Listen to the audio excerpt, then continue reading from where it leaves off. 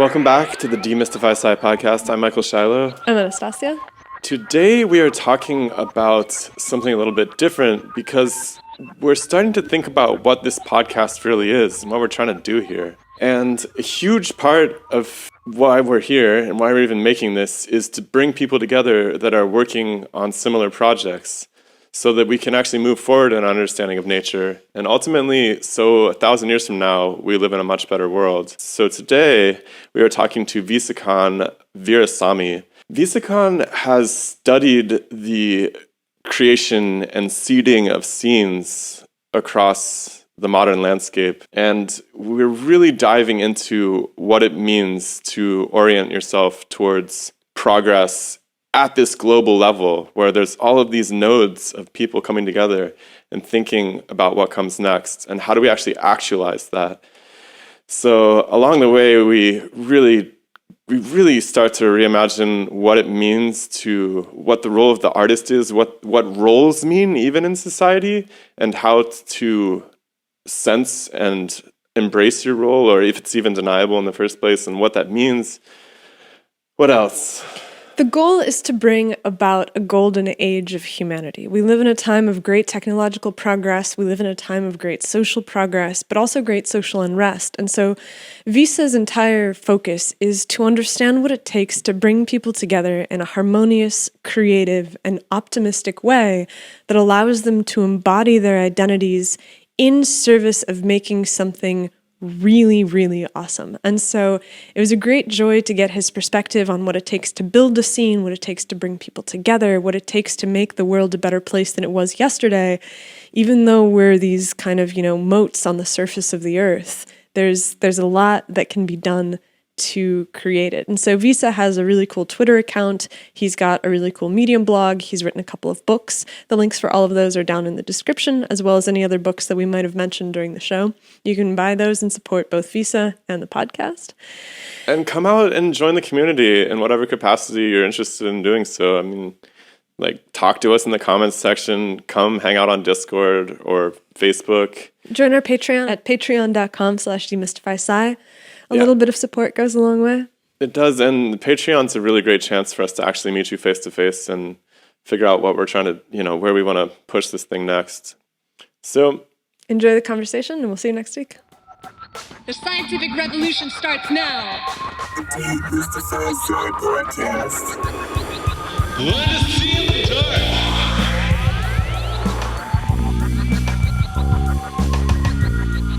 I'm reminded of this quote by Joseph Campbell where he describes, he says that the mystic, or the shaman, and the psychotic, who's like someone having a terrible mental health experience, they are both in the same waters, but the mystic knows how to swim and the shaman and the psychotic is drowning, right? And I think great artists tend to be kind of mystics in a sense, right? They go away from social norms and they explore the truth of the interior of their experience. And if they can bring that back in a song, and that helps people feel, kind of resonant with someone's deep interior truths, they feel less alone.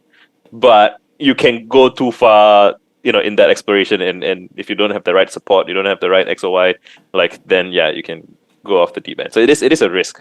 I often describe internet fame or just fame in general, but also internet fame as a psychological extreme sport, in that you're going at, you learn, it's like you're driving at a really fast speeds and you can get good at it, but that if you make a mistake, it's just gonna crash horribly, and sooner or later you're gonna encounter so everyone has some issues, something that bothers them, some trauma maybe, or some maybe you have something with your dad that he used to say something that bothered you. And if you're famous, or eventually someone will find that specific trigger point for you and poke it, whether intentionally or unintentionally. So sooner or later, you're going to have to deal with that. And again, it's if you don't rehearse in advance for how you're going to deal with that. And I know Eminem has a song, Sing for the Moment. He says things and this was in the 90s-ish or early 2000s. He says things they want you to lose your mind every time you're mad.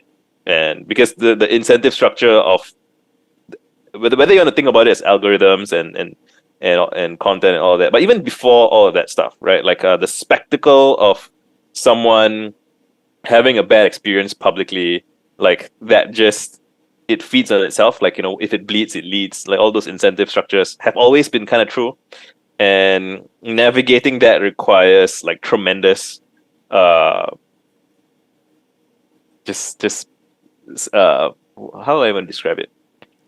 It requires a deep well of patience and peace and all of those things. Well, you got to be able to swim, like you said. Yeah. And swim in increasingly like you think you can swim, and then you're like caught in the rapids or something, and then you're like, oh god, I thought I could swim, and then and it could be that there are some rapids that are just beyond any human swimmer's ability to swim, and like so I talk with the experience of someone with like 50,000 Twitter followers. Like that's more than the average person is comfortable and familiar with, but it's not like a million. I have no idea what a million is like. That must be way more intense, right? And past some threshold, I don't know if the rapids are manageable without. I guess you have to introduce more and more structure. Like you need some kind of boat or raft or something, some device, some structure. Like you can't quite just dive in by yourself. Yeah. So one of my, I've always been a student of like fame and public figures, public intellectuals. Like, why don't we have better leaders? Why don't we have better celebrities or whatever? Like, I always try to understand that. And what I've come to believe is that the primary difference between people who seem to be doing pretty well and people who are really struggling is, and it rhymes with what you're saying about like the DoorDash scenario. It's basically how much of a social support structure do you have before you get huge? Because once you're already huge, you're already rich and famous and whatever, then it becomes very difficult to discern who is interested in helping you because they care about you versus who just wants some of that, advertiser money or even like they want fame to rub off on them because they also want to get famous or whatever. And so it's very tricky, especially for people who like become celebrities from a young age, which is why I actually feel that like child stars is like, I don't think we fully appreciate as a society, as a culture, whatever, like how unhealthy that is. I think for someone who's like still developing their brains and developing their sense of self and how the world works and stuff. Because if you're sufficiently like famous, wealthy, whatever, you can like manifest your thoughts and desires into reality, which is even more psychedelic than taking drugs, right? Like imagine what it's like to be someone like Kanye West or someone like, so whether or not he has a pre-existing condition, like being able to say, I would like this to happen. And then people actually, get out of their homes to show up at some place. Like you feel like you're kind of like a god, but there's a limit to what you're capable of. And you don't know what those limits are until you go too far. And that then is a huge spectacle again. So it's just, and people love that. Like those spectacles happen in their own lives, and they don't know how to deal with them. And I think they think that if these demigods are able to handle it, maybe they'll learn some wisdom by pushing them off these cliffs and seeing, what's it like to swim through something this chaotic? Because maybe I can figure it out. I think everybody's constantly, all day, every day, struggling with how to not blow apart in the face of some minor chaos in their lives.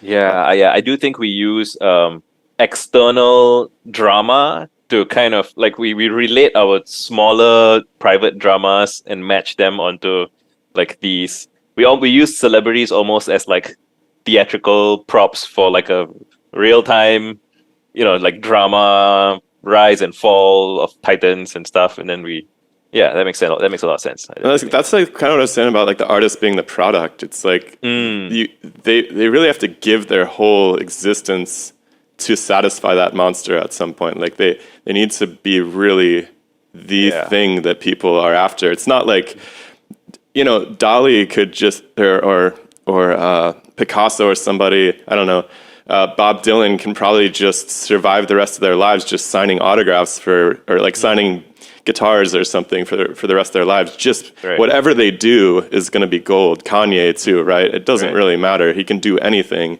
and it's going to make money. And the burden of facing that. I love that you mentioned Dylan. One of my favorite quotes is from Steve Jobs about Dylan, and he was saying that he was a Dylan fanboy from a young age. Like he couldn't understand how Dylan was able to be so successful as a songwriter, as a creative. And he said he really wanted to meet Dylan, but he was afraid. This was around like 2004 or something like that. he was afraid to meet Dylan in case that by the time he met him, that Dylan would be a caricature of himself, as so often happens to successful people. Like it's almost like they become their own tribute acts, like which is like what you're describing with like signing autographs all day, or just playing the same 5 songs that they wrote 30 years ago that everyone loves and is willing to show up. And Steve was like happy to say that he isn't. That apparently Dylan was still, very sharp, very, and how Steve Jobs described this was he said that there comes a point in a moderately successful artist's career where they realize that they can just keep doing that. And when they stop taking risks is when they kind of die as artists, like they die creatively. Like they are now a tribute act, basically. They're playing what came before, right? And it's just that the tribute is themselves. And as long as you're continually risking failure by trying something new that you haven't done before that might alienate some of your audience, like that is you still being an artist. And I reflect on that all the time. Like, how do I, like surprise myself, right? Like with a new thing that I haven't done before. And I think Dylan did a ton of terrible records. I think he just, like, I've heard him say that, what is it, Self-Portrait or something? He literally made it just so people would leave him the hell alone. Like he just like sneezed on a record basically. It's funny. And it is bad, honestly. And a lot of his stuff is bad, but he's always trying something new. I mean, he's makes it like a record every 6 months or something. It's unbelievable. Van Morrison, there's a couple of these people that are just legitimately pursuing down some unimaginable demon in their mind. Like they're never going to stop because they're not there to put on a show. They're there to do their exploration, hell or high water. Well, there's also something weird because you listen to the early Van Morrison albums and there's something that is almost universally applicable. There's a spirit that he's tapping into that's really... It's like Blakean or Vedic or something. Yeah, it's like, it's mystical, and you listen to it and you're like, this is incredible. And the later stuff, his songs are, it's like he's lost his ability to be in the world and to actually have experiences. And that's something that I think about a lot, where it's like, as you work on something, you progressively have to work on it more and more and more, and your world shrinks. And so whereas before you could end up in a dive bar in a catastrophic relationship and, vagabond your way around and use that as the grist for the mill, so to speak, at some point you get to the position that everybody knows you. You are so wealthy that you don't really want to do that stuff anymore. Like you don't want to suffer. You don't want to backpack around and like sleep in a roach motel. Yeah. You've lost the spark that drives you into these weird experiences, and you can't even go to a party or a bar anymore, right? I mean, how do you? God, that's gotta be horrible. Like, how do you relate? It's kind of sad now that you mentioned. I never thought about it, but yeah, Van Morrison's his records are all about memories now. It's like this time when he still had access to that. Oof. And this, that's really sad. Like, Dylan too. You're right, because he still makes records, but they're not like magical like they were when he was. Breaking through. I wonder. God, that terrifies me, honestly. Yeah, and then at the same time, like growing kind of obsolete and losing some of that magic is like the best case scenario for a lot of artists. Like they had succeeded and they had caught lightning in a bottle a couple of times, and And I also remember somebody saying this about public intellectuals, like Thomas Friedman was an example I saw, where they said that. He started out as like a beat journalist on like in war-torn, I think Syria, and he's like interviewing people in like terrible circumstances and like going in right on the ground, right? And then he wrote a book and he became successful, and then now he's like going to Davos and going to speak at all these like conferences and stuff. And you no longer, like whatever is the fresh insight you get from the ground, like you're no longer spending. And now if someone famous wants to go and like he tells his, like you can't really book a flight and go somewhere by yourself, like your agent won't allow it or whatever. And so it becomes this whole parade, and like that just like ruins the experience in some ways. And, what do you think he could have done different? Like, do you think that there is a solution to this crisis for an artist who's just achieving moderate success? Like, how do they keep it alive? How do they not stare down the barrel of just slow mediocrity? It's a good question, I think. Wait, so are you asking about once you've succeeded, or Yeah, or for a journalist, for anybody, not, well, succeeded is a threshold event, right? It's like maybe there's a moment when you're still succeeding, but you haven't lost the magic because you're still very much exploring new territory in the world and Right. running into other people, and you have peers still. But yeah, how do you keep it alive through a whole lifetime?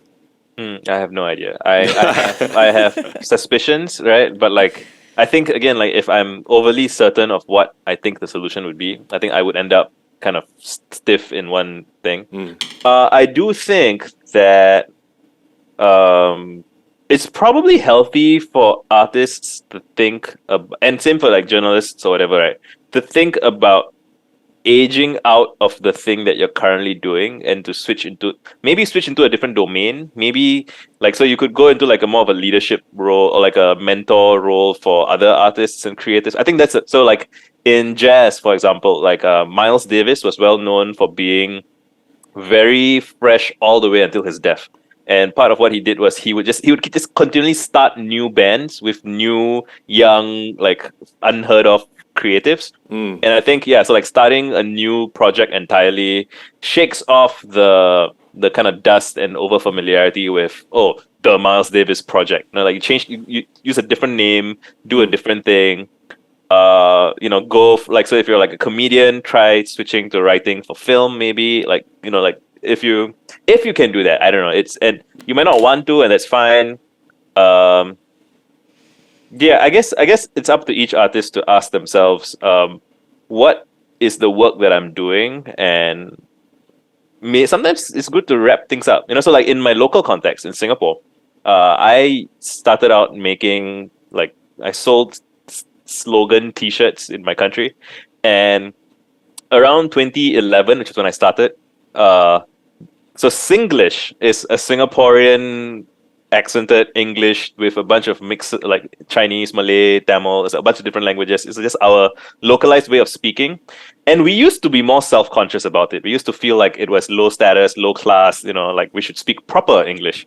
But that changed around 2012, 2015. I think there was a bunch of different things were happening. I think there was more immigration to our country, and so people were getting nervous about a sense of national identity, like who are we in that sense. And so language was one of the unifying factors. Another thing was I think people are just kind of growing more mature culturally, like kind of being more less self-loathing and more proud of our own culture. And so I started doing. Initially, I was doing all kinds of slogans, like whatever I thought was funny and whatever I thought was interesting.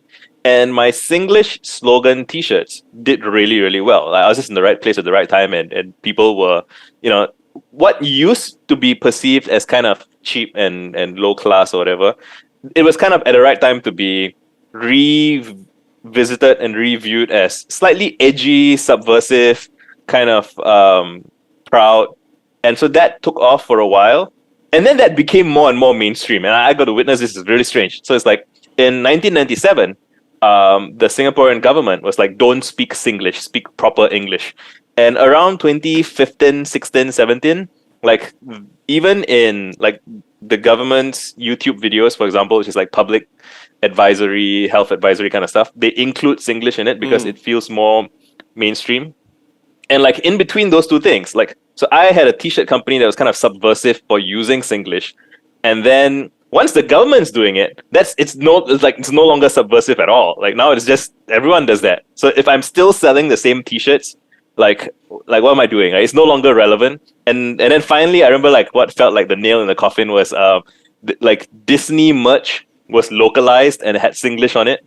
And I'm like, oh man, like once what was once my very edgy kind of cool thing, and now there's another one like Mickey Mouse is on it with. I mean, so mine was the more like R18 like swear word stuff. But even then, it's like once you have Mickey Mouse doing the same thing, it's like you're not cool anymore. And so I've had to like sit down and ask myself like, well, what are we gonna do now? Like we have to do like do we go the Mickey Mouse route? Because I don't think that's what we started out wanting to do, and I don't think we would be successful at that if we tried it. And so like we pretty much just stopped selling t-shirts basically. And we still have the brand, and we may, we were like, me and my partner, we sat down and thought about it and was like, what are we trying to do? What is the reason for the brand's existence? And we came up with, well, we wanted to do something kind of naughty and subversive and kind of poke at like society to like reconsider something and to look at ourselves in a different light. And we succeeded. And so we then have to like reorient. And so we told ourselves, okay, like maybe we'll do a podcast, maybe we'll do something and with that spirit of kind of like irreverence and subversiveness and naughtiness. But again, like what was subversive a decade ago is like completely commonplace now. And so we got to revisit and rethink that. And I don't actually have like, so it's just hard, right? Like we succeeded and game over in that sense. Like if we kept trying to continue on that beat, like we would look out of touch. Like why are these guys trying to insist that they are cool? And like for the like teenagers growing up today, they completely take it for granted. They're not like, oh, that was so edgy. Like, no, if the government's already doing it and Mickey Mouse is already doing it, like how could you possibly be, interesting on that front? So yeah, I've had like front like courtside seats to what it's like to go from being subversive and edgy to completely mainstream in less than a decade. And yeah, it's like you're on the outside of it originally, right? You're on the outside of something that it's like that artist journey we were talking about, like into the dark, into the chaos, into the dark place, and try to bring something back because you were outside of that structure that was insisting on English, and you were like, this is silly. And so you made some response to it, but now you're on the inside of something else, and you need to be outside of something in order to build. And it might be best for me to like talk to the kids these days and ask them what they're dealing with, right? And maybe it's just not my place anymore to try to be like a frontiersman of culture. I think I still have a few years. I think I still can.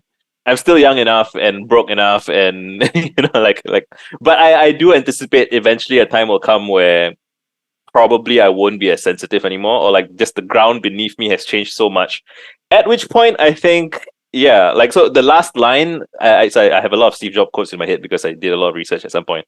But like one of the last lines in his Playboy 1985 interview was, the challenge is how do you grow obsolete with grace, right? Because like so you almost take it as a given that you will grow obsolete, and that's a sign of like society is successful when like the older generation grows obsolete. Because if they don't, that means they have failed to like transmit their ideas and their perspectives into like mainstream culture. So you were on the outside the whole time, so you never successfully kind of brought your ideas and perspectives into the mainstream.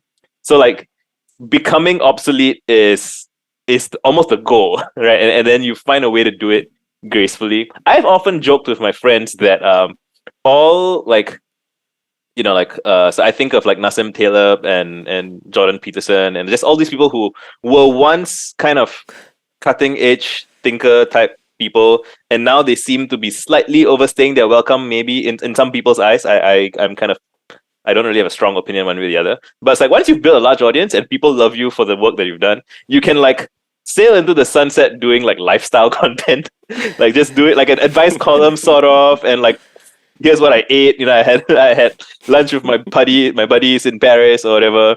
And like if you've already made your contributions and people respect you for that, like there will still be a subset of your audience that's just happy to watch you flourish, and you don't have to feel obliged to like, oh, like the aging king has to show up in the arena with the sword, and everyone, it's just kind of sad. Everyone's like, you're past your prime, man. I don't know. It's so true, and it's so true that the subversion almost belongs to the young, because when you grow older, your perspective on the world changes, and to step into the culture wars as somebody who's older is almost always a mistake.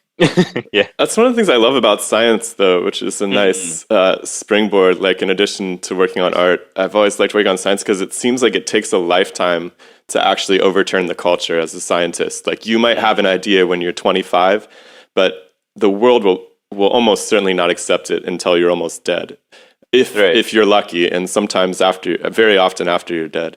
And so there's this longer project. I think this is why people like to have kids too, right? Because it's like this longer project that goes on beyond you, you know?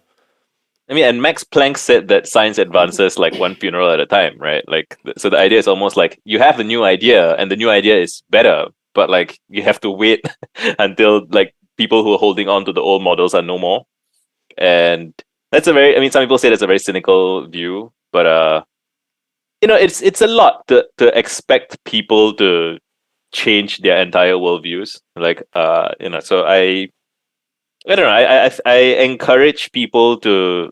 It always feels like we're preaching to the choir. Like when people are sitting down to even have a conversation about the state of things, everyone's like, "Oh yeah, we should be receptive to changing our minds and stuff." And I agree. I'm sure you all agree. But like, it's always an uphill struggle, I guess. But I also think that in some way we're passengers. All of us are passengers on a ship whose course cannot be changed, and yet the course will change. Like, I get this feeling sometimes where I look out onto the world and I think about all of the different ways in which it would be nice if it changed, and then I think about the inertia of the way that people do things, the institutional tendencies, the things that are encoded in law, the things that are encoded in politics and government, and I'm like, you can change things. I can change things. Everyone can change things by living slightly differently. But it requires the sum total of everyone at all levels having changed in order for the ship to change, right? There can't be one person who's standing on a hilltop and being like, we should do things this way, that will effectively change anything. It literally has to be that you get a generation that grows up that's actually holding the levers of power, or holding the steering wheel of the ship, to continue the analogy.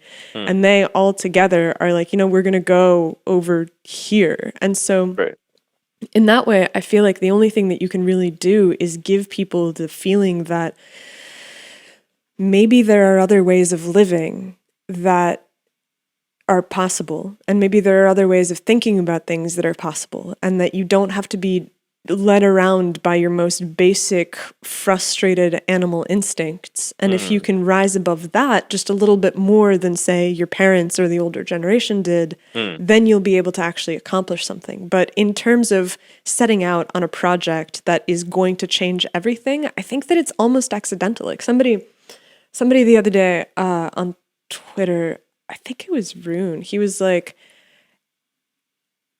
setting out to design the metaverse was a failure to begin with. Like, you would have been much more effective at setting out to do something like Midjourney in the process of creating the metaverse, because that's this thing that people fall into and they fall in love with, and it's almost accidental, right? You're not like, we're going to create a structure and we're going to port people over into the structure, and in lockstep we're all going to decide that this is how we're going to live now. And instead you give them something that is undeniably interesting and appealing and tasty, and they will port themselves over to it. Yeah, I totally agree. Yeah, there's so much we can talk about here. I do.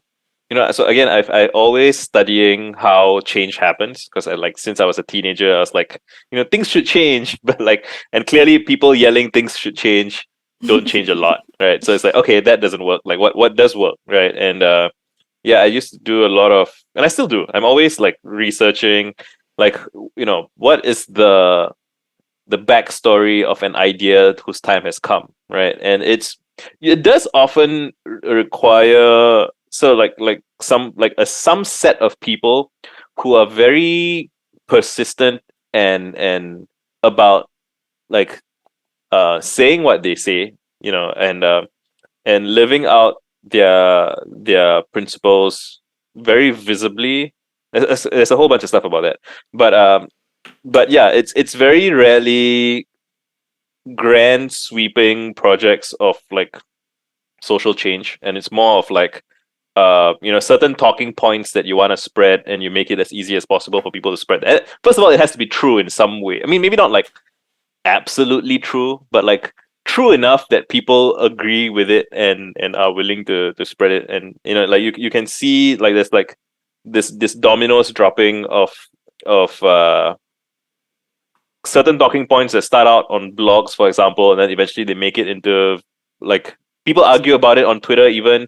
Then eventually it makes it to like mainstream media. It's like it's written into like a TV show that everyone sees, and then it percolates from there. Well, like the most recently, the Less Wrong arc about AGI, right? Sure, yeah.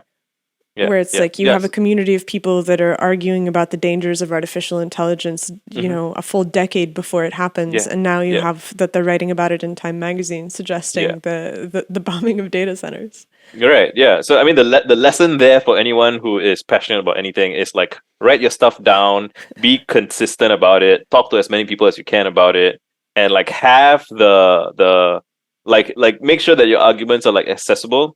And even less wrong. I don't know if they've done it in the best possible way you can do it, but like they've done it well enough that we are talking about it right now, right? And like, yeah, one of my beliefs is that it's possible to, I wouldn't say orchestrate. Like you can't know how people will receive some specific thing, and you can't uh predict specific dates of when things are going to happen. And there's this whole bunch of stuff that you can't predict. But there are things you can do to make it easier for like certain ideas to spread at certain events, for example. So like you can have something ready to go in response to something else, and knowing that it will happen eventually. Like major public figures dying is a common thing.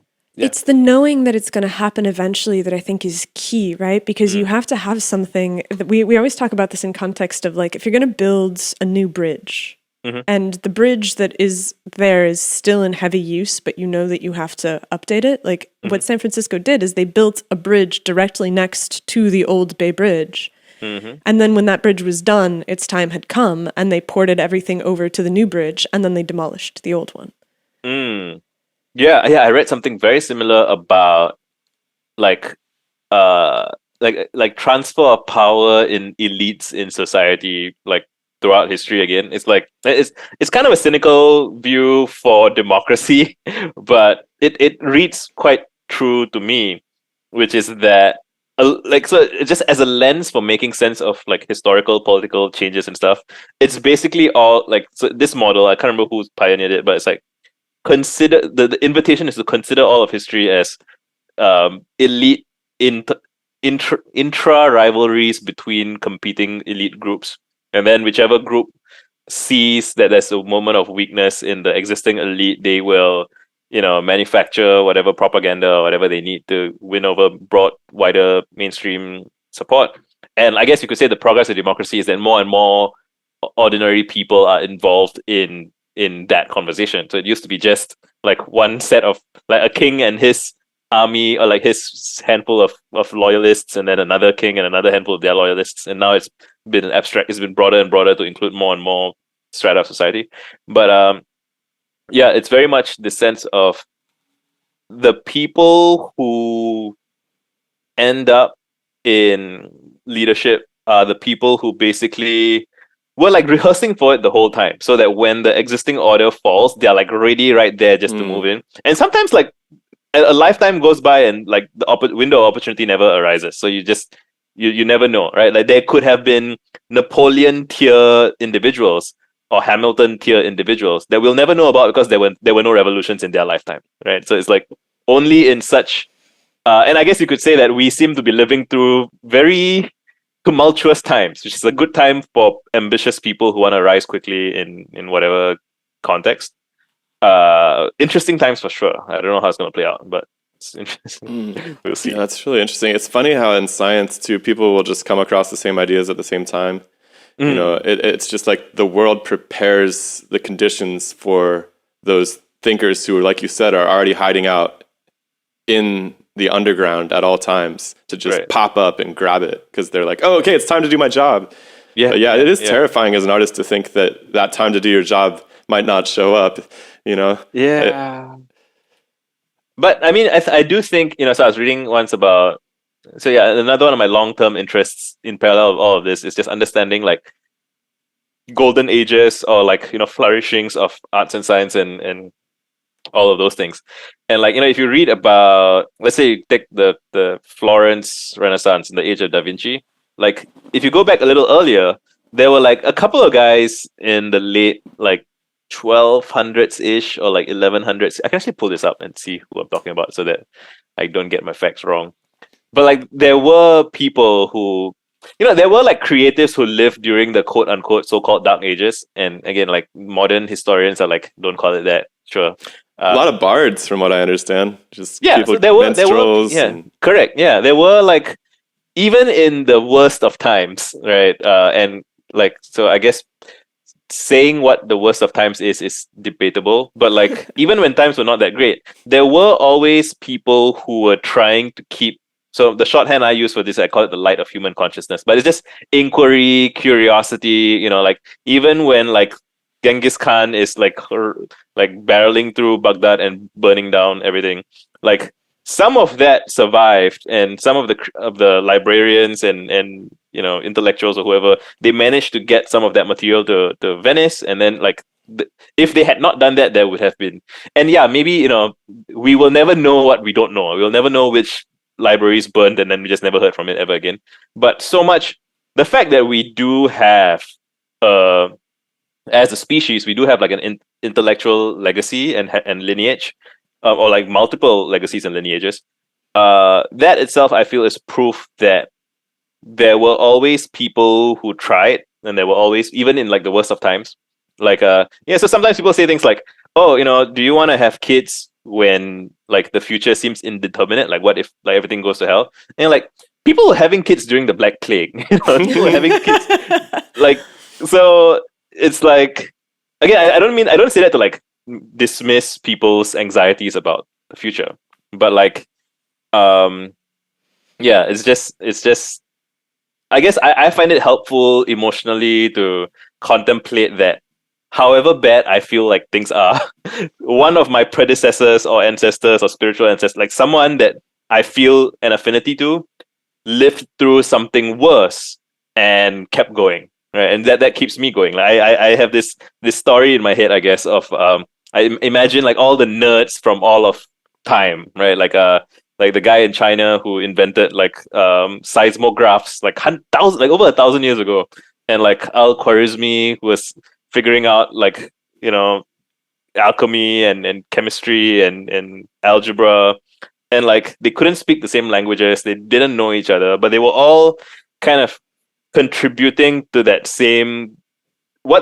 don't know if they even would have had concept of like the global human species as a intelligible, that we could be having this conversation right now, like across the planet, right? Like that idea would have been like magical to them, I guess.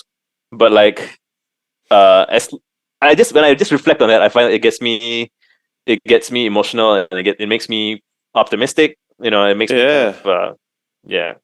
Yeah, me too.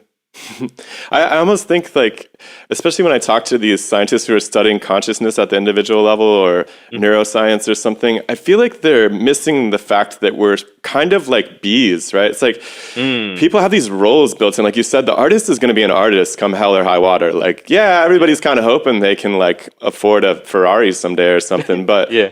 Honestly, like they're going to keep doing it whether there's a Black Plague or not, because it's almost just like baked in. Like you can't imagine. I read one of your blogs this morning just about how you were just like, I'm not going to get a job. Like, I don't want to have a job. And I think that, and it's not this laziness. It's just like, that doesn't work for me. Like, it feels biologically misaligned for me to like fit into but for somebody else, they can have an absolutely amazing life doing that and fulfilling this role that fits in a different piece in this big ass machine that we call humanity. And I think I think that you can really tap into that to find that purpose in those moments of darkness where you're like not really connecting. You can just be like, well, it's just my job. This is my role. I'm a drone bee or whatever it is. This makes me think of how the era that we're heading into right now seems like we're standing on the doorstep of an era of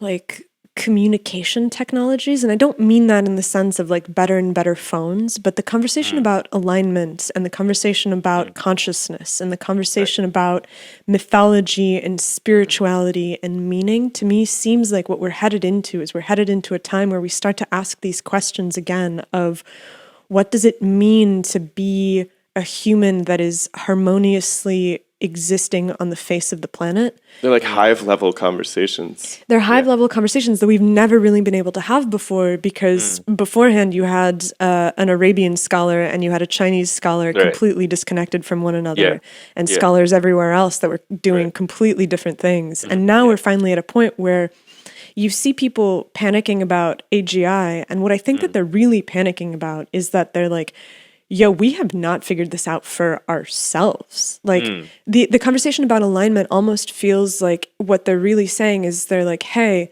corporations are basically an intelligent algorithm, and we have not they're an autonomous, intelligent algorithm that we have not managed to control in a way that's suiting us.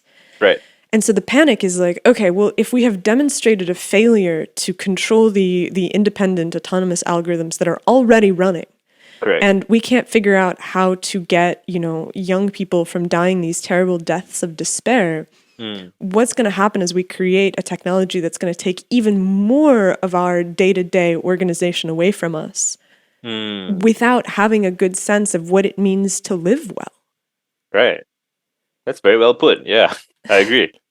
The law is another one of those autonomous intelligence systems too. That's right. It has a mind of its own. Like we have these for-profit prison structures, and I don't know. There's things that we haven't sorted out for ourselves. There's a lot of vengeance in the law still, which is probably not something that people seem like they're interested in the long run. Like 1,000 years from now, we it's just not. If we can't tune the structures that we've had for hundreds of years, like how are we going to tune some?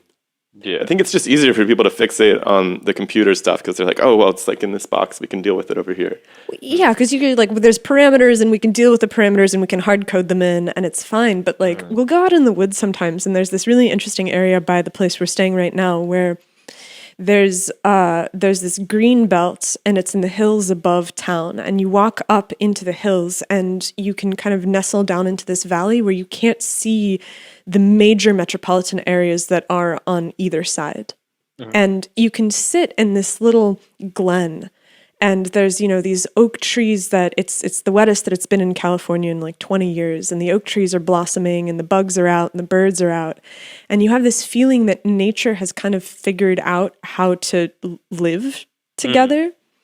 And you can almost, and then when you can see the town in the distance, there's this feeling of the tendrils of law and these structures that we've tried to place on top of nature that are reaching out towards you, where the best that we can do is we can look at a bird and we can be like, okay, so the bird flies that way, and so maybe we can use the technology that the bird uses to approximate an airplane so that we can embody that ability. And yet, when it comes down to, okay, well, how does the bird survive in context of the trees and the bugs and the grass and the water and everything else? It's like we don't have a mechanism for that, and it almost feels naive to talk about it. Like it's not as cool of a subject as programming, like environmentalism. Yeah. And it has this like strangely shrill tone to it too, where it's like the way that people talk about environmentalism is that like humans are a cancer on the earth and they should be removed, and depopulation is the better agenda than like figuring out how to actually make these systems integrated. And it seems like we're standing on the threshold of a time where we're actually able for the very first time to ask these questions, because let's say that we do get the superintelligence, and let's say that the superintelligence is capable of running commerce. And you don't have to be a commercial entity anymore. You have funds that are able to get you the things that you want, and then you're free to take your time and actually do something in the world with it. How do you choose what to do? How do you choose the person that you're going to be if you're freed from the drudgery of labor in service of the accumulation of capital? So I've always thought that one of my talking points is that you'd never meet a child like 3 or 4 years old who comes to you and asks you for your opinion on what they should do because they don't know what to do. Like that's a very adult or like adolescent, post-adolescent hang up. So like children, very young children, they seem to innately know what they want. And they want very different things. So I'd love to go to like young kids' birthday parties, like my nephews and nieces' birthday parties, and you can see dozens of kids, and they all want different things. Like there's no central authority saying, okay, you kids go and play in the bouncy castle, you kids, like hang out with the adults, you kids sneak off and whatever. Like just there seems to be some natural distribution of what are the things that different kids like to do.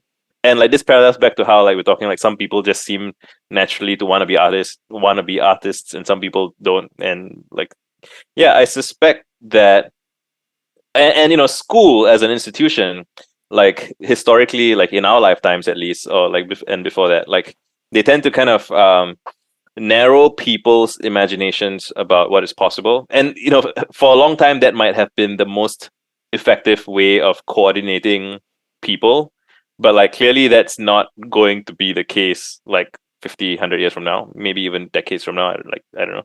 But yeah, I think the answer to the question of like how you're going to decide what to do, I think people already have some set of innate impulses. And again, not to say that all impulses are good, right? But like I anticipate that I don't know if I want to say it'll be easier or it's not. The difficult part is for a lot of people is like unlearning their conditioning in a sense, and that's always a messy process and not always good, right? Like it's messy in ways that are both good and bad, and we are still learning. I think there have always been some people who were ahead of the curve in understanding human flourishing even before technology took off. I love to read like Montaigne. Like he was in the 1500s. I feel like he had an understanding of like what it means to live a good life in like the very broad sense, from like just how to talk to people, how to manage your money, even like just all kinds of stuff. And he was in turn like kind of echoing back. I think he was quoting like Seneca and like ancient Rome and stuff.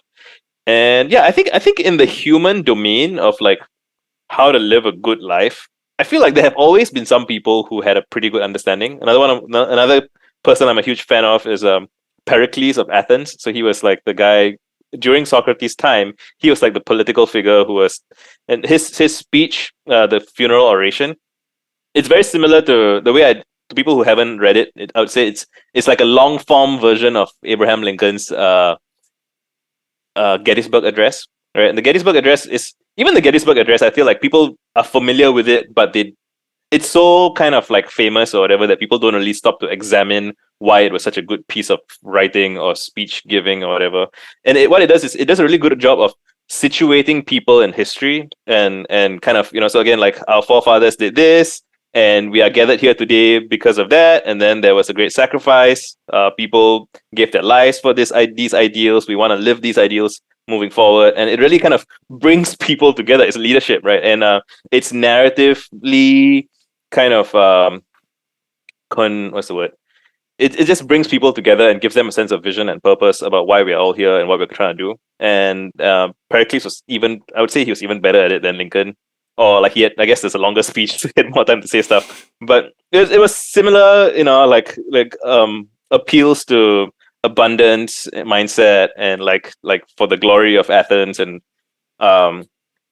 maybe it was easier to inspire people within a city for the glory of that city when they don't have, like these days people are like, do I live in this city? Should I move to another city? Like you have more options, and with more options, people feel more overwhelmed. And so we might need like a all of humanity's scale effort of we are gathered here as humans, which is again a conversation that we are having for the first time, right? Like which is very difficult, and we have to talk across cultures and all of those things. But it seems like that is part of the process of helping people situate themselves in space and time and in their local cultures and in the bigger picture. And I think I do a pretty decent job of it for myself and for my peers, but that's a very selective crowd. The challenge is whether we can.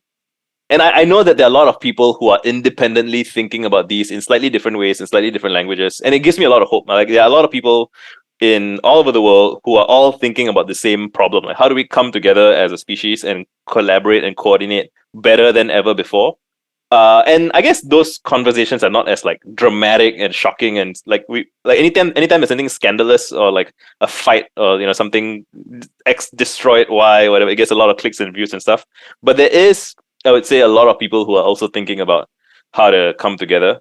And I remember somebody saying something like, as you connect all of these people in this vast communications network, it's almost like if you think of each person as like a neuron in the brain, and I don't know if like neuroscience people would object to this, but it's almost like when everyone's firing at the same time, it's like we're having a stroke, like as a species. It's like people are seizing up and not knowing what's going on.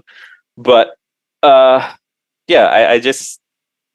I do think that well, it can go like who knows what the future holds, right? But like I'm hopeful. We do need that signpost, though. It seems like that's what people are tapping into with the Pericles speech or Gettysburg. It's like this person just puts up this guideline for like, and everybody's just like, oh yeah, that's what I was thinking too. Right. Except they now have that unified chorus to sing the song together. Right. And it's like, what does that look like for a global society? Does it probably can't look like a religion because people are sick to death of the corruptions of religions. Right. But that's what's kind of done it in a lot of ancient civilizations. Proxy, yeah. So I wonder what that looks like. Somebody we were talking about this in our patron chat, and our friend Milos mentioned that it's always an ideology that unites people. Like they have to have this way of believing together, whatever it is. But then ideologies, of course, always spark counter ideologies, and you end up with wars and all sorts of terrible conflict. So yeah, I don't know do you have any insight as to what the future looks like in that sense? I wish I was more I don't have any like I have my hopes, right, and I have my plans, but I don't know how things will actually play out.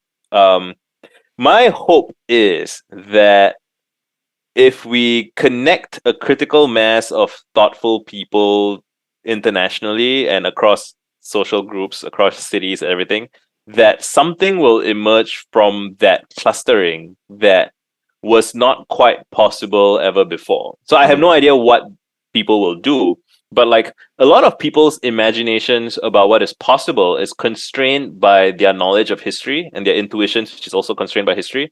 So like a story I like to tell is like, the electric guitar was invented in the 1940s, which was when they put the pickup on the magnets to pick up the vibrations, and then they plug it into an amplifier, so you get a louder guitar. But like Jimi Hendrix only showed up in like the 1970s, which is like 30 years later. Like he was born around the time the first electric guitar was made, and it took 30 years before someone showed up who demonstrated a way of playing the instrument that people had not previously conceived of. Now, if you think about it, technically speaking, like all of the things that Hendrix was doing was technically possible at the moment that the guitar was invented, but at that time people didn't think to try it, like because their intuitions were still informed by, it looks like a guitar, and the way that you play a guitar is like the way you play that, right? And so there's always this lag between some new innovation and like what is possible, and like it's almost like 30 years ish, 20, 30 years before people take the new medium and really push it to its limits with a new way of looking at it. And like Jimmy actually said he didn't play guitar, he played amplifier, which really, really gets at like how differently he was looking at the system, because everybody was like obsessed with the guitar, and he was like, no, like that's where the sound's coming from over there. That's what you need to be concerned with. And I love that. Yeah, I just wonder, somebody's going to come along and look at this landscape and see the same thing. Maybe not somebody, but maybe like you said, it'll be a nodal situation where lots of bodies come up with that solution at the same moment. So I my thesis is that even with like social media, it's been around for let's say 15 plus years, but people still mainly approach it as though it was broadcast media. Like we're still informed by, oh, it's like radio, it's like TV. The larger your audience, the better. That's not actually true, in my opinion. In my opinion, like you could have a cluster of. So my thesis is like if you have a very very select cluster of like high functioning individuals, and you manage to keep your like troll rate low, like below a certain threshold, then you can facilitate quality conversations at a scale that I believe has never been done before. Like people have tried, but they always tend to steer to some kind of failure mode, usually because I don't know, maybe they don't have the vision, maybe I'm wrong that it's possible. I'm hoping that I'm not, but like I could be. But yeah, I believe that if you have enough clusterings of high functioning people from different backgrounds and environments, and you kind of let them have those conversations publicly, I think we can accelerate the rate at which like the global species kind of imagines or orients itself. And again, it doesn't need to be everybody, right? It starts with like some small percentage, and then more and more people can witness those conversations. I remember reading that in a book by Tor Nore Tranders, this Danish physicist. The book was called The User Illusion, and that was his argument for how people stopped worrying about the threat of nuclear disaster, like total nuclear annihilation. Like, and it's like, the bombs are still around. Like, we could still technically do it. But what happened was people were freaking out about it, and then basically there was like his way of describing it was there was basically a global conversation. Like Sting had a song called I hope the Russians love their children too, right? And like everyone, like lots of people heard those songs. So it's like cascading common knowledge, right? Like, so everyone knows that the bombs are bad, and everyone, but do you know that they know that the bombs are bad? And do they know that you know that they know? Like, so like getting to that level of consensus requires a lot of conversation, and the conversation has to be thoughtful and intelligent and measured. And currently, it feels like most people's model of most conversation is, oh no, it's terrible. And I think that's wrong. I don't think so. This goes back to something we're talking about all the way at the beginning of our conversation. We're saying that people assume about the music, right? Like that the music in the past is better than the music now. But that's because you remember the good stuff from the past, and you like, so people tend to underestimate how much worse things were in the past as well, because we've survived up until now. So, sometimes you see things like like something is the most divided the US has ever been. Like, no, it's not. There was a civil war once. I saw one funny thing. It's like there's like this something like a hot dog with weird toppings. And then someone said this is the worst, and it's a German thing. And someone said this is the worst thing that Germany has ever done. Like, seriously, the worst. And then the guy was like, "Hey, fine, that flavor is bad, but this is worse. So it's second worst." And it's just, I mean, and that's almost a good thing in some ways, right? It's almost good that people don't get hung up on. Well, it can go either way, but the idea is, I was going to say that it's good that people don't get hung up on the past. Because like if you have like a blood feuds that nobody forgives and nobody forgets, then like there's no forgiveness, there's no redemption, and then things just get worse and worse. So I like this idea of may the laughter of your grandchildren sanctify the graves of your grandfathers, or something like that. Like this idea of like you don't want to forget that atrocities happened, but you don't want to fixate on it such that there's this you owe me kind. I think like football rivalries is a nice in between. Like you have rivalries in these designated rituals at a national level for people to kind of express frustration or whatever, but it's not, it doesn't spill over into ordinary life, hopefully. Where am I going with this? There's the idea that global conversations. All right, yeah. So the idea that Thor Norrell had was that nuclear disaster became something that, because everyone knew that everyone else knew about, and everyone trusted that everyone else was aware of it, it just became kind of a non-issue over time.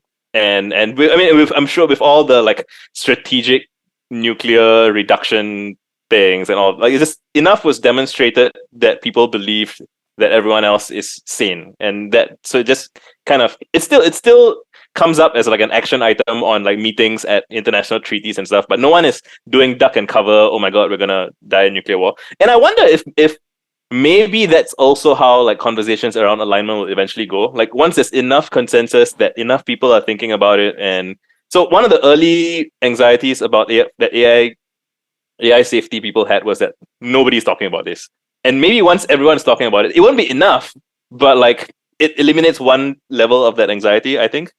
And yeah, so and the better we get at having a global mesh comms network that is high trust and visible for people to see. And so podcasts like this even, I think, contribute to that, right? Like the more people are making good faith attempts to have thoughtful conversations with other people, and the more other people know that such things are happening, I think the easier it becomes for people to have some positive vision of the future. And then it becomes kind of like there's this cascade that happens where if enough people know that enough other people have a positive vision for the future and see like good heroic stories, and not even heroic, right? Like even just like you go out for dinner and you see that everyone else at the restaurant is mostly having a pleasant conversation with their friends, and you never see that like as you're scrolling through Twitter, like, oh my god, look at this, a whole restaurant of people just having pleasant conversation. Like no, you see the one time someone like yells at the server, so it's like it might be one person in the whole state that day, but that video goes viral and like 1,000 people see it and they're like, oh my god, this is so terrible. And like, yeah, we haven't yet developed healthy norms around that yet, like hygiene principles or like info management, emotional stuff. And I don't know if I would trust a corporation to regulate that properly. And I don't know if I would trust a government to regulate that properly. But if enough people are talking about it all the time, or like at appropriate, if like moms and teachers and friends and comedians, everyone's discussing it, like that kind of raises the percolation. And it's the same as the nuclear thing. It's like if enough people are aware of it, there's this phrase in software development, which is something like I think I don't know if it's from games or software, but it's like with enough eyeballs, all bugs are shallow. Because like if enough people are looking at it, like everything gets spotted eventually. And I think that's something similar here as well. Like so, it's just about so we need our artists and our create like whoever has the freedom to do it or is so inclined or maybe feels more motivated to consider thinking about this sort of thing after hearing a conversation about it. It's all about attention direction, I guess. That's one of my big recent everything boils down to this, right? It's like it's all about how you direct your attention. And like social media, kind of the incentive structures want to direct your attention for you to whatever is most exciting, most lurid, most shocking, most whatever, and that's not healthy. And so you have to be sane, right? To not drown in the waters and to kind of like have like be able to float and enjoy the breeze or whatever. Like you have to be able to control your own attention, right? And maybe we can't do it by ourselves. Maybe we need to be in networks with our friends or whatever who's looking out for each other. Like, hey, bro, you've been retweeting a lot of like very drastic, terrible things lately. Like, are you doing okay? Like that might have to be a thing. I don't know. But there's a lot of power if you make that realization that your attention is all that matters, really, and you can give it freely, however you think is best, and that's kind of how you vote in the world at this point, essentially. Yes. And so, to really embrace democracy, you've got to take. I hate to say take responsibility, but you got to really embrace your ability to pay attention and pay it out. Yeah, and I think we can frame it in a way that is like empowering and like exciting, even, which is like like whatever you attend to, right, with your attention, like whatever you attend to is your vote for how you want the world to be. And like so my Twitter bio is it starts with focus your time and energy on what you want to see more of, and it's very much that. It's this sense of whatever you want to see more of in the world, like direct your attention towards that, talk about it, discuss it with your friends. And it doesn't need to be like this grand political like ideology or whatever. It's really just like if you have a stray day or an hour, like make a list of what you like and what you don't like, and ask yourself, are you spending time around what you like and what you don't like? And like that very simple inventory taking accounting, like I've met people who like it just never occurred to them to consider that. And once they considered it and they realize, oh man, I'm spending all my time on this thing I don't even like. And then they're like, and it's not like you're sacrificing that in a like self-flagellating, like, oh, I gotta cut out the bad and whatever. Like, no, it's just what would you like? How, like, even asking people questions like, when you look back on the past year or the past several years, like, what were your best moments like? What did you enjoy the most? And people will say things like, oh, I hung out with my friends and we went on a road trip to somewhere. And then like, cool, like, when's your next road trip with your friends gonna be? And they're like, I'm like, you should plan a road trip with if you know that was the highlight of your decade, you could have that like once a year with your friends, or like once a quarter even potentially. And just being kind of deciding to kind of step up and double down on what is good for yourself, what you enjoy, and all those things. Like, it gives people a sense of agency, a sense of and they're happier, and then like it's just all kinds of positive like spiraling benefits from that. I And think it's that like being caught in the machine is always a horrible feeling. Like, I don't know. Have you seen the movie Brazil? let me double check. I don't think I have seen it. It's a Brazil. Terry Gilliam movie about this guy who lives in a dystopian society, and the machine incorrectly tags him for elimination. And the entire movie is this caper as he's trying to evade capture by the machine that's trying to destroy him. And I think that that's the situation that most people find themselves in, which is that the machine has targeted them for something, and escape from it feels almost unreachable because And the machine here being perhaps their decision-making network in the past. Well, that too, but it's also you grow up and you're surrounded by people that have lived their lives in a specific way and they've done things in a specific way. And I think about this a lot in terms of the way that I grew up, where we were an immigrant family. There were 5 of us, 6 of us with my grandma, but 5 of us at some point, where we were the only ones of our family in this entire hemisphere. My parents didn't have a lot of friends, and so the entire world was constrained to the people that I knew were my parents and how they did things. And I was like stubborn enough and obstinate enough and probably stupid enough that I was like, I'm not going to do what you've done.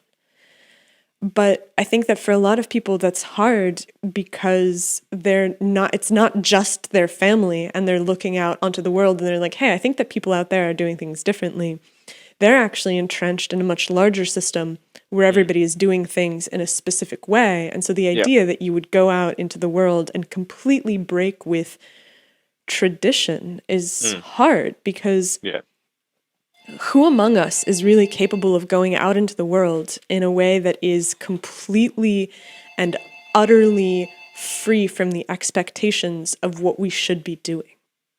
Yeah. And the expectations for what we should be doing are defined largely by what I call the machine, because it's like, look, you're gonna go to college and you're gonna spend this money to get this certificate, and the certificate is gonna decide what you're gonna do afterwards in the aftermath of your childhood, and that's just going to be the path that you're on. And freeing yourself from that is almost overwhelming, because how much time and effort and energy do you really have left over after you've given 40 to 60 hours of your week to this thing that isn't really replenishing you? Yeah. And so it's like, And maybe you have kids now and you got a car payment and so like what I see is that do you know the rat park studies from like the 60s? Yes. So it's the like, cocaine. Yeah, exactly. It's like the rats will take cocaine if they're in a really plain and ugly environment. But if you put them in a social environment, all of a sudden they're not into it anymore. Yeah. And I feel like it's that environment that people need. This goes back to what we were saying before, that if you can organize a group of people that are together working towards something, perhaps something that hasn't arrived yet, but something that they believe in, then you have the ability to sort of leave the path that the trench that the machine would have you digging. Right. But it's, on one hand, easier than ever because you have social media, but at the end of the day, we still live in the world. Right. And I think that what's hardest is that if you find people that you're spiritually aligned with on the internet, but none of those people are near you and none of them are actually physically around you, how do you break from just being someone who lives on the internet? Because sometimes I love going into the woods. I love going outside. I used to work as a mountain guide. Right.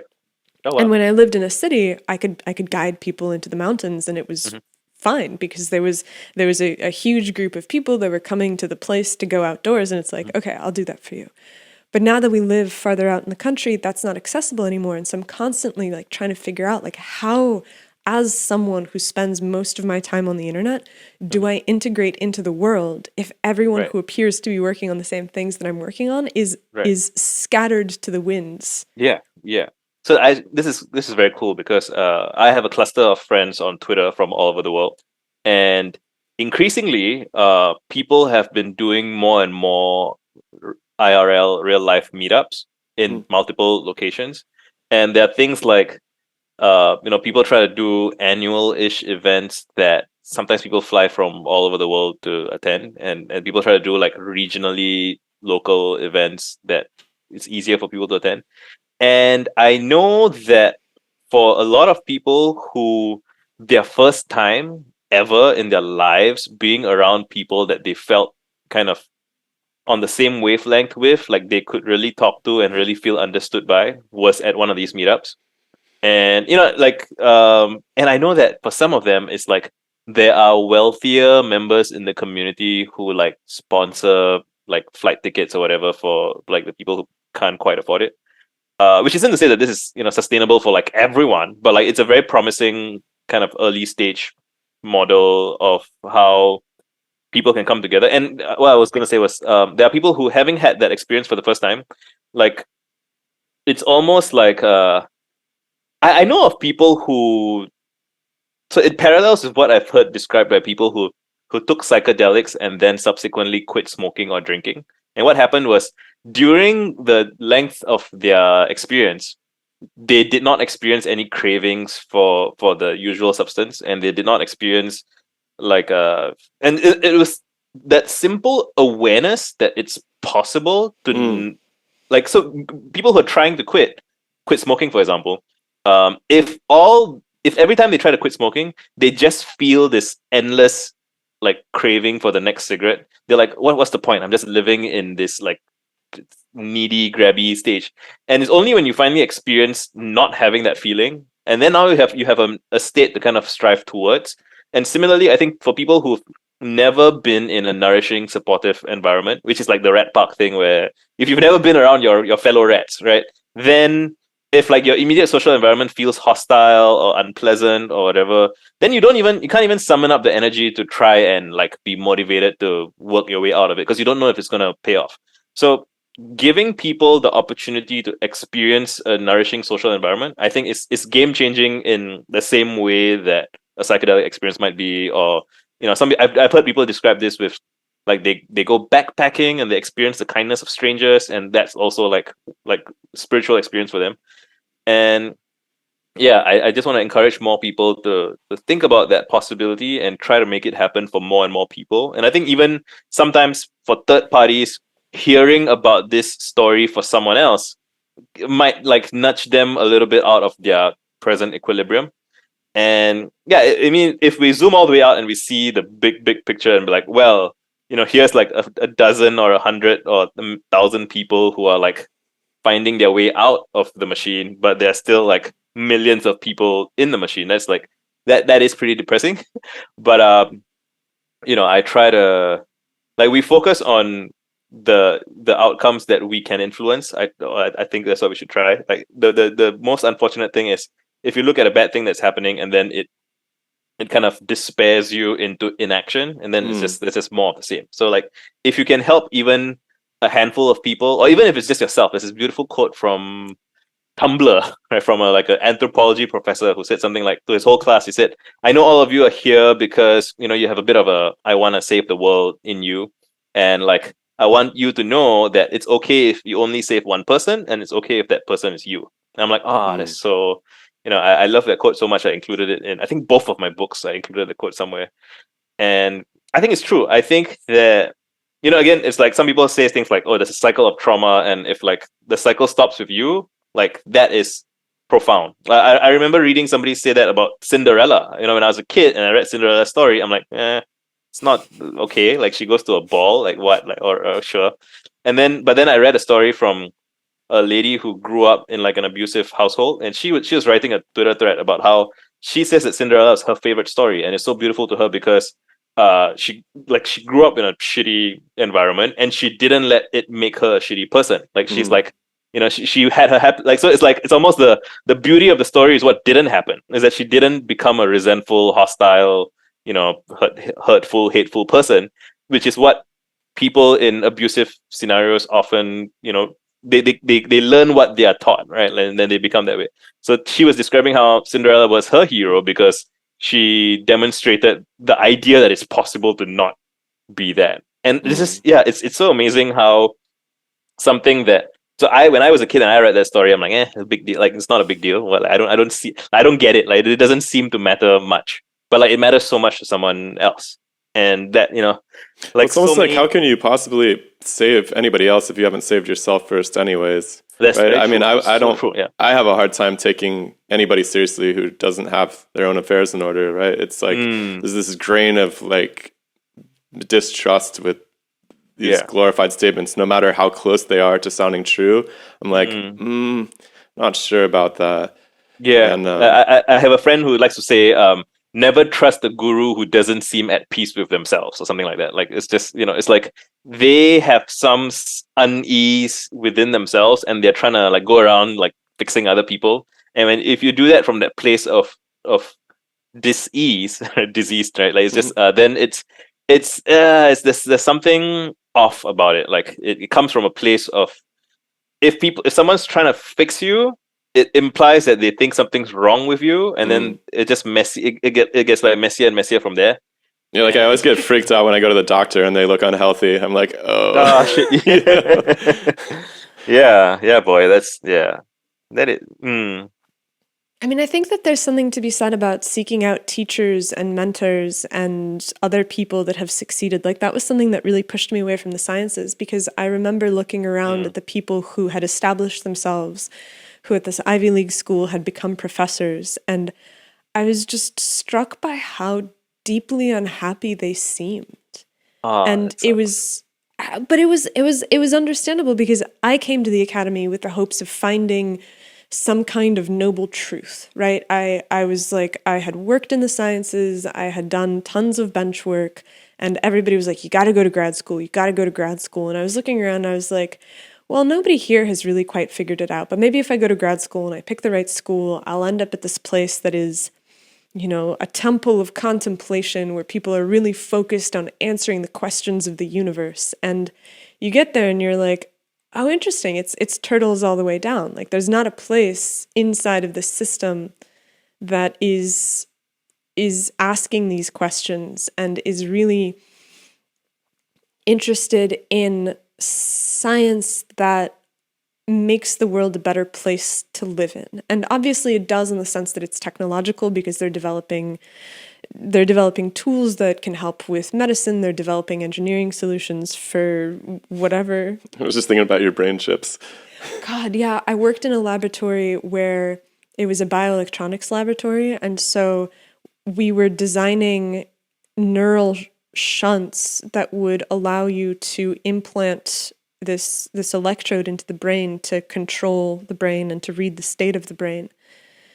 And the conversation of, hey, are we sure that this is a good idea, was verboten. Like, this was viewed as a naive and childish and stupid conversation to be having, because that's not what we're doing. We're developing a technology. And so it was this very frightening and kind of disorienting situation to be in, because I was hoping to find a group of really moral people that could teach me how to live, because that's what I'm always after. I'm after someone who can show me that, look, I've figured this out more or less, and now that I've figured it out, I can impart this onto you, and you can take what works, and you can develop the next generation version of that. And it didn't seem to be the case. And so I like, what I really dream of is being able to have communities of people that come together that are aligned in terms of their interests and their passions and their tendencies, who then can start to build things in the world that are actually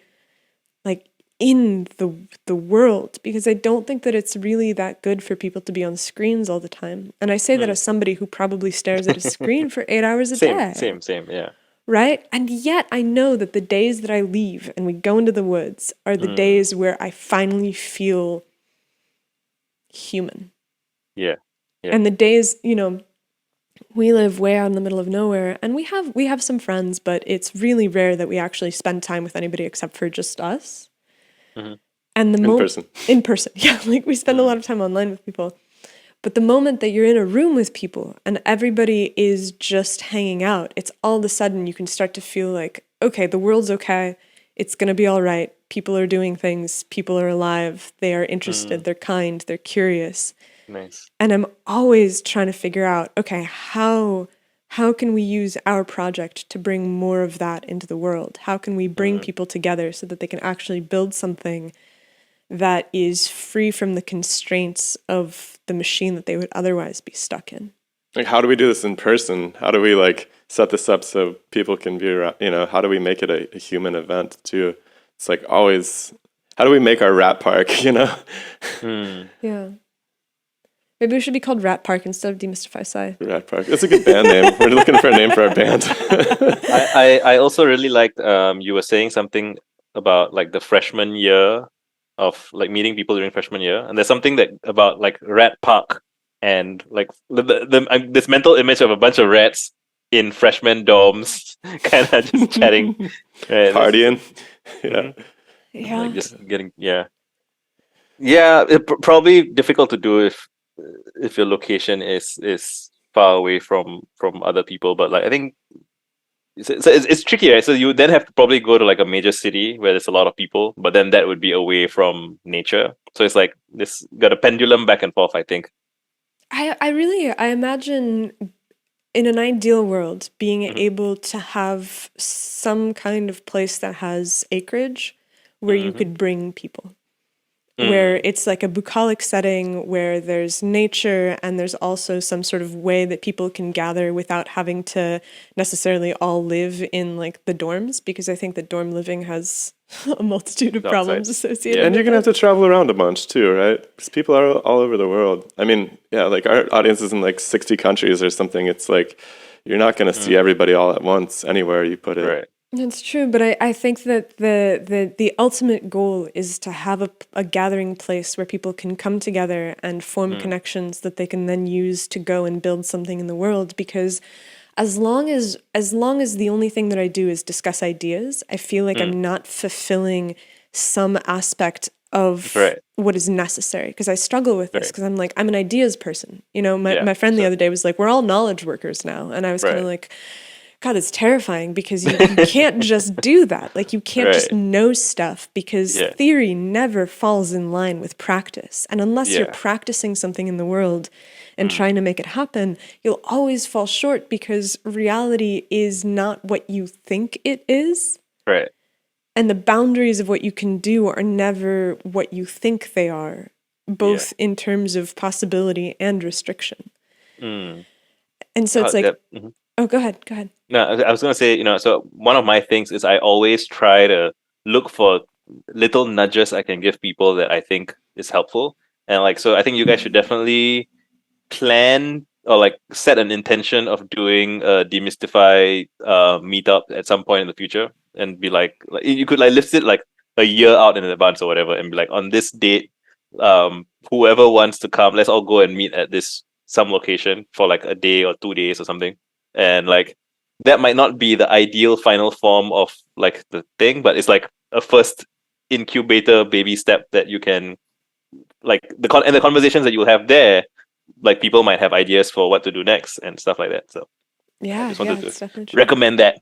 Yeah, we're planning. I mean, we're writing this book right now. I think we're planning a mini world tour for next year. So we're gonna we're gonna try to get out there on the road and do a bunch of, and hopefully like do some other people's podcasts and just, hopefully we can, we're going to meet some of the, we've made a lot of distant friends in terms of the guests that we've met over the last couple of years. And so there's some people we really want to get together with in person, and maybe we can plan an event around one of those. That's exciting. But yeah, man. Yeah, I highly recommend like telegraphing your moves a little bit in advance so that people can coordinate around it. Yeah, that's good advice. Nastia had to let the cat in. Sorry, say again? Our cat was scratching at the door. Aw. She's done exploring the neighborhood. She's Might had not enough like cat park for one day.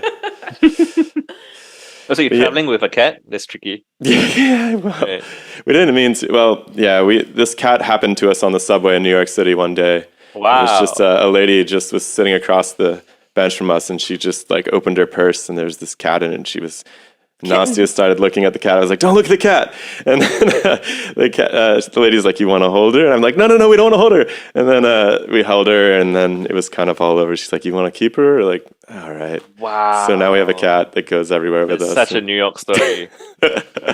She's a weird cat. Like everybody's like, don't let her outside when you travel. And I mean, she's dumb enough, like she doesn't really understand fences. And so she keeps getting stuck in other people's yards. Oh dear. But she's not like concerned about it. Like I'll look over the fence and she's just like, there's a catnip bush and she's just like rolling around on the flagstones and is like, come get me. And so it's very funny. Yeah. I'm always amused by. So I wasn't a pet person when I was a kid growing up, and I never thought I would get into cats. But then there was one that followed me and my wife home, and we kept him.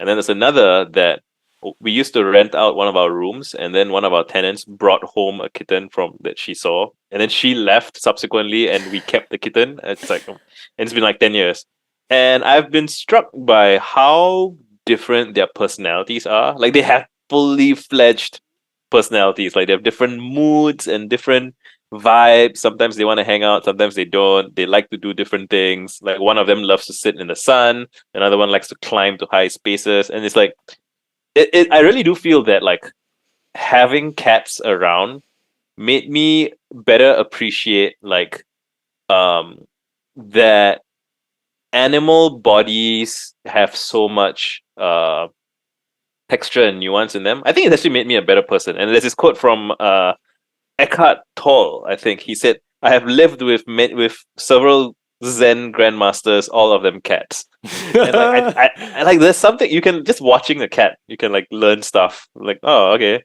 you're chilling now. Oh, you're running. It's the zoomy time. Okay, and then you're just like, well, I'm also an animal, and like sometimes you gotta zoom around the room for no reason. You can, Oh, hello. you can meet our cat. This is Mingus. She's actually pretty fun. She's like, not She wants now. play right Yeah. now more than anything. I mean, Yeah. I think that there's a weird tendency to look at, like, you see researchers do this. Like, we were talking to this guy who is a neuroscience researcher, and he was building something that they call, the company's called Cortical Labs, and they built a brain on a chip. And so they use something called the free energy principle, which is Carl Friston's idea that the goal of life is to minimize uncertainty. And so every single cell, all that it's doing is it's trying to bring its environment in alignment to its expectations. And so they grew neurons on the surface of this chip, and they realized that they could get the neurons to play Pong by harnessing this tendency towards consistency. And so Wow. if you give the neurons a signal that is related to where the paddles are located and where the ball is located, and every time that the neural system misses the volley, you give it this pulse of uncertainty. It learns quickly that in order to minimize uncertainty, what it has to do, it has to track the location of the ball relative to the paddle, and you can teach it to do volleys. And so they can do like, a bunch of neurons in a dish can do, 40, 50 volleys inside this game of Pong. Wow. What's really, really interesting is that they did it with human neurons and they did it with mouse neurons, and the human neurons were better at the task than the mouse neurons. Oh. Which is like crazy. And I asked him, I was like, so do you think that if it was a smell-based task, it would still be the same sort of differential or it would be reversed? And they hadn't done it. So I'm curious to see what happens. But he had this mindset where he was like, yeah, I don't think that my cat really has an internal experience. I don't think my cat has like emotions. And I was stunned by it, but it's such a common experience that you have with people that are studying the brain, that are studying neuroscience, where they're like, there's something unique and human in terms of there being an awareness that we have and an emotionality that we have, and animals just don't have it. And I'm like, I don't know that you spend enough time with your cat, man. Right. Yeah. Yeah. Yeah, it's wild to me that anyone could think that. Like it's just so obvious. I've seen, yeah, the range of emotion I've seen in my cats is more than I imagined possible. Like I've seen them look like I've seen once my cat toppled over something and then she looked at me with like guilt and like just I was like in that moment I was like, oh, you know what you did. like obvious like she turned to look at me to see and same like I remember watching so with monkeys, for example, it's like wow, you can observe us in like this. I think I was in the Singapore Zoo, and there's like this whole like it's not an enclosure. It's like this open space, and there's a whole bunch of I don't know if it's like baboons or something, and you can just see they are like a society. Like there's like the old ones are watching from on top. The kids are fooling around, and like, everyone's watching each other. It's like oh. It's like we do that. Like that's the same. There are people watch. They're monkey watching, I guess, and yeah, it's just so apparent. Like even I remember on my grandfather's farm in India, there's like a couple of goats, like a dog, a chick, like this, and they all know each other and they all are watching each. It's like there's so much going on. It's just very fascinating to me. Yeah, you can like feel it in the forest too. Like you can feel the animals get stirred up and start talking to each other when you walk into a meadow or something. Right. And you really I don't know, I think that's why we're just so hot on this interconnected universe idea.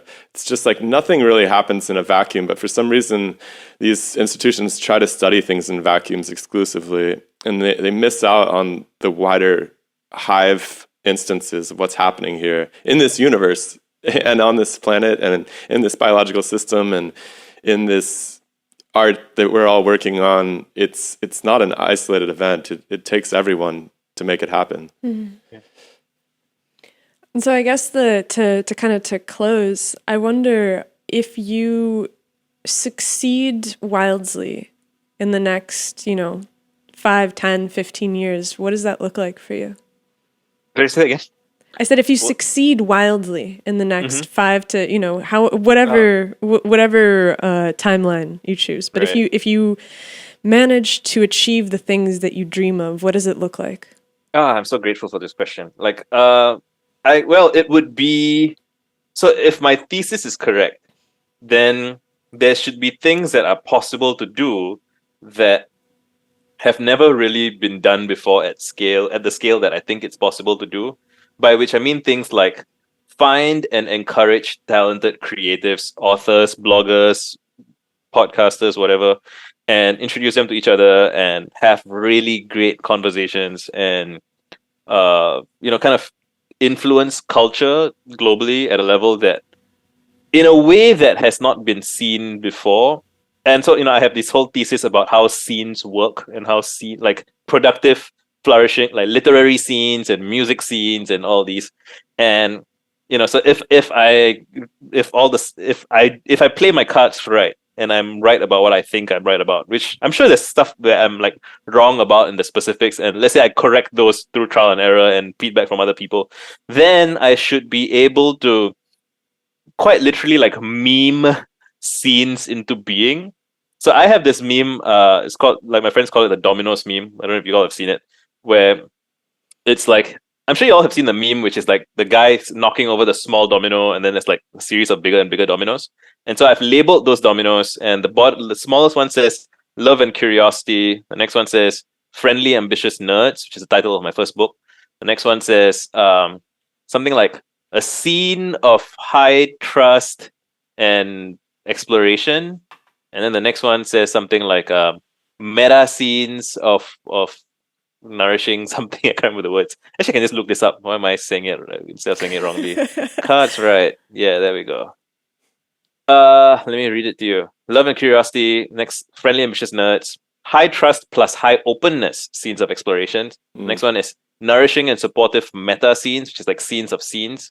So a city is technically a meta scene, but we just call it a city because there's a whole bunch of different scenes in the city. And historically, they were like locally contained, like by location, but that no longer needs to be the case. Like it's the same with the old media, new media intuition thing. Like we have not yet come around to the idea of meta scenes, in my opinion. And then after that, the last final dominoes, I get very extreme. I'm like shift in global consciousness and then golden age for humanity. The funny thing is, when I made this meme in like 2020, the implicit idea is that, oh, we need to do a bunch of stuff to get to the golden age of our times. And I'm starting to wonder, like in doing my reading and research, like I almost could make the case that Twitter plus Wikipedia plus YouTube alone you could make the argument potentially that these alone like constitute a golden age of sorts that we don't currently feel right now, but like in retrospect it will seem obvious that it's just this flourishing of especially for like technical knowledge of like doing stuff with your hand, like how do you unclog a toilet, right? Like explaining it in a body of text, like it'll get misunderstood, but if you can watch it in the video, it's just way the level of knowledge transfer is way higher. Anyway, so if I succeed beyond my wildest dreams, like I would have knocked those dominoes over, and people would say that, wow, they are like all this phenomenally high density of talent and kindness and like like again. So at the start of the call, you said something like I have an unusually upbeat personality or like good spirits online, and like can I find like 10,000 people like that and train them and get in different domains, different contexts, and they're each kind of doing their own thing but interconnected with one another? And can this be something that is visible enough to people who can benefit from it, but not like so hyper visible that it gets like a hug of death? That is the thing that I often, in conversations with people, I often seem to be, people ask me things like, hey, why don't you try and accelerate and grow this faster? And like being from a marketing background, I kind of know the more traditional ways of achieving that, but I don't really want to, because I feel like if you grow too fast, there's like a dilution effect that happens, and then like and when I say grow here, I mean like an audience, right? Like if your audience grows too large too quickly, your comment section kind of descends to the lowest common denominator of whoever's new and shows up. So like I'm very proud of my YouTube channel, which has it's like 4,000 plus subscribers, which isn't like tremendous, but like I feel like those are very high quality 4,000 based on the quality of the comment section of like people having intelligent conversations in the comments. And I hope that I can encourage, assemble like 100 different creators who all have very thoughtful comment sections, and then that just kind of elevates people's sense of what is possible. Yeah, I've been ranting for a while, but like all of those things in concert. Well, I also want to do like a bunch of scholarship about how scenes flourish. I think that kind of goes hand in hand, like describing how it used to happen and pointing out how it could happen, and like teaching people how that works. That also works together with that. And yeah, so I'm all over the place, but that's the vision, and it's very informal, I think, which some people find confusing because their model of social change or model of progress is very driven by institutions. Like you should start a business, you should start a non-profit, or you should start something, right? Have meetings and hire people and all that. And I am very much the believer that, I mean, I don't think those are bad things. I'm glad those things exist, but I'm like a believer in the power of volunteers. So I guess I would be trending closer to something like a Wikipedia-ish model, maybe. I don't know specifics yet, but like I already have a lot of like acquaintances and friends and people kind of coordinating informally to help make things happen. Like people, like banding around to support some artists getting some, like buying a camera. That's one thing, and it's like hundreds and hundreds of little things like that. And people wanting to start a publication, people wanting to do events, and just this informal support structure, which makes people feel less alone and kind of lets them, more and more people feel like they can get out of the machine because there's a bunch of people kind of informally helping them out. Like, yeah, I want to do that and more, and talk about it and make it, get other people to. I would be really excited to hear about someone from a completely different context, independently having read and heard all of these things, tried it out for themselves and succeeded independently. Like that, I think it'll happen. It may have already happened and I don't even know about it, maybe. But yeah, more and more of that. I love the scale. I love the different layers of scale to that way of thinking. Like Anastasia, One of my favorite stories. like, oh, sorry. Go ahead. I just Okay, want to I was really just quickly drop one of my favorite yeah. stories is my friend Sam. He's like a movement coach, like physical therapist guy, and he's like a savant in understand. Like you can tell him, oh, like my left hip hurts this way when I bend and I'll walk up the stairs, and then like I tried this thing and it doesn't work. I tried that thing, and he'll be like, oh yeah, it's your this flexor and your that thing, and don't know what. You just got to do this thing, and then people do it, and they're like, holy shit, this has been hurting for like years and years, and you just fixed it in like 10 minutes. And he's very good at that, and he had like almost no audience on Twitter or YouTube or whatever. And he showed up in my Twitter mentions one day, and I'm like, hey, like this guy, I think I tweeted something like, I have this pain, tell me about your weird pains. And like he was just like replying to people in my replies with solutions to their problems, and repeatedly people were like, oh my god, this fixed it.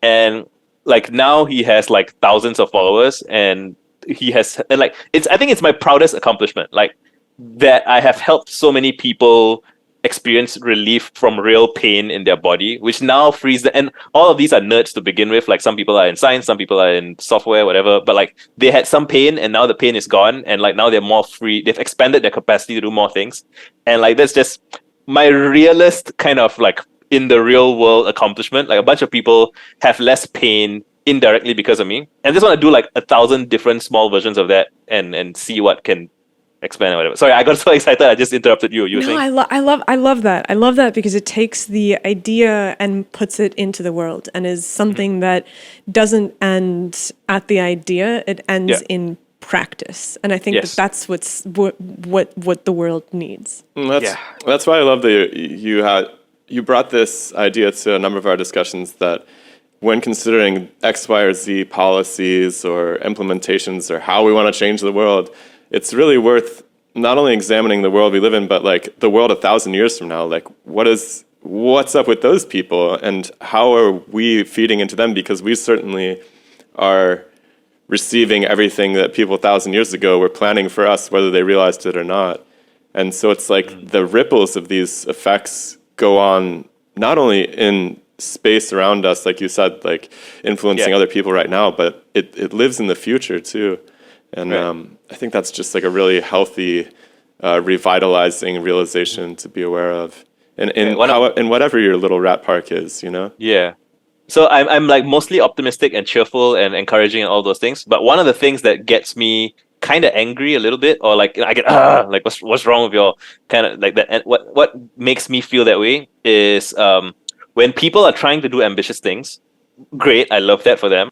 But then they don't have a plan for what they will do if it fails, and they don't have like they lack like handover protocols or continuity protocols, which is I repeatedly see people doing things like, oh, they want to start online magazine, let's say, right? And then they're ambitious and they're excited about gathering a bunch of writing. And then like a year, 2 years in, it's not quite working out. They don't have the money for it, and then they just shut the whole thing down and they delete it. And I'm like, why did you delete? Like, why don't you archive the thing, or why don't you like, there's all these things you can do to not let that go to waste. And like, what did you learn? What can you tell the next group of people who want to start the same thing? And like, I've over like from the time I was a teenager until now, like I keep seeing this crop up again and again. Like people keep wanting to reinvent the wheel, which I don't think is a bad thing. I think that reinventing the wheel is how we learn how wheels work. Like, you have to try it for yourself. But like that step of not thinking about continuity and not thinking about how the next, like, like leave a sign where you failed, where you fell, and be like, we attempted this and it didn't work because of that, right? And then the next person coming along can be like, oh wow, okay, thanks for that. And that way, even your failure can be like the stepping stone for someone else's success. And like I'm continually like I always try to remind people, like, do that. Like you can continue to contribute even after your project is like quote unquote failed. I think people are worried that it's going to hurt them, but I don't think it will too. Like I don't think people ever go back and, in terms of music or something, they're not like, oh man, Dylan did this horrible record back in 78 or something, right? They're just going to pay attention to the ones that they love. Yeah. And so there's really no harm. It's kind of it's an illusion in our minds that people are going to like dig up the worst pieces and fixate on them. It's like, and some people even appreciate it more. Yeah. So you say? I was gonna say, to be morbid, like the bodies on Everest are necessary signposts. Oof, that's true. Yeah. Right. I mean, I can't help but think that. Like, it's you, if you go into the world and it has been artificially pruned for you to believe that the only things that exist are successes, you will enter into that world in a way that is not, A, considering the consequences, and B, not preparing for them. Right.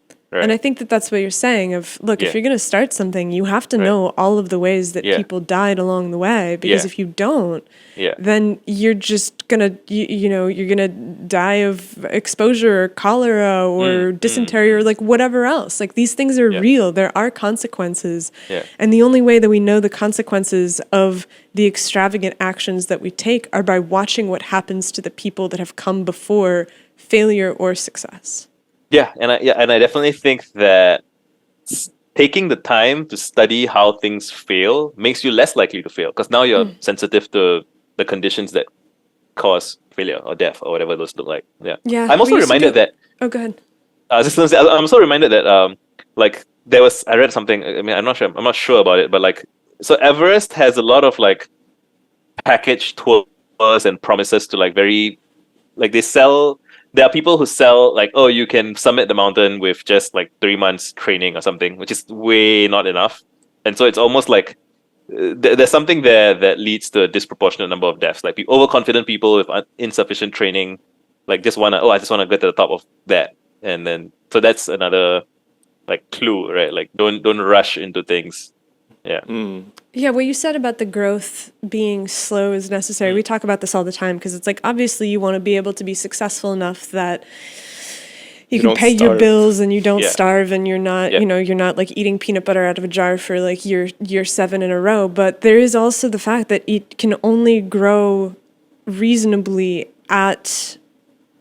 while facing the pressures of that growth in line with what stresses you can take. Like there was a project called Biosphere 2. I think that this is the one where they did it, and they grew a bunch of trees. So it was this enclosed dome that a bunch of researchers moved into for a year and developed. They had these full ecosystem. They had like all 7 biomes of the earth inside of it, and they were living in there as an experiment to show that it was possible to live in an enclosed space without external inputs. So like it was sealed completely, not even oxygen could get in. And of course it was like kind of a disaster in many ways, and the project worked in some ways and didn't work in other ways. But one of the things that came out is that they grew all of these trees, and the trees grew in the absence of wind, and they couldn't stand up because the shear forces of the wind are necessary to develop the structural properties of the tree that actually is able to support its weight. And so when you don't have wind, you can't actually grow a full tree. Wow. That's deep. Right, like you need resistance of some kind. Yeah, you just there's no shortcuts, and it's hard and it's long and it's painful, and the only way that you can get there is, I guess you could take a helicopter to the top of Everest. Right. But you got, so I've heard somebody say like you got to take the stairs, in the sense that so that when you get there you build the conditioning that you need to be able to handle the environment when you get there. Because like if you take the escalator or elevator or whatever, like you get there and then you're in shock because you don't have the prerequisites to manage that. Which It's also like the child stars you were talking about at the beginning. exactly, yes, exactly that. Yeah. And also why like the children of wealthy people, I think, very often tend to be like maladjusted, like just because they just don't have any stresses in their environment, or like the stresses in their environment are very different than like most people. Like they pretty much just have to pander to their parents. And then Yeah, it's so sad. Like, especially really good artists who have children that then try to become artists, but they never had that time in the underground. Essentially, like there's no way they could be a person on the outside of something, and so, well, on the outside of a mainstream success story. Yeah, it's kind of so tragic. Tricky. Yeah. Well, thank God we don't have that. So. Yeah, count our blessings. Oh Anyways, man, it's been really awesome to hear your perspectives about all these things and to kind of get your insight on the world that could be, and hopefully we can catch up down the line and see where things are going. Yeah, thank you so much for having me.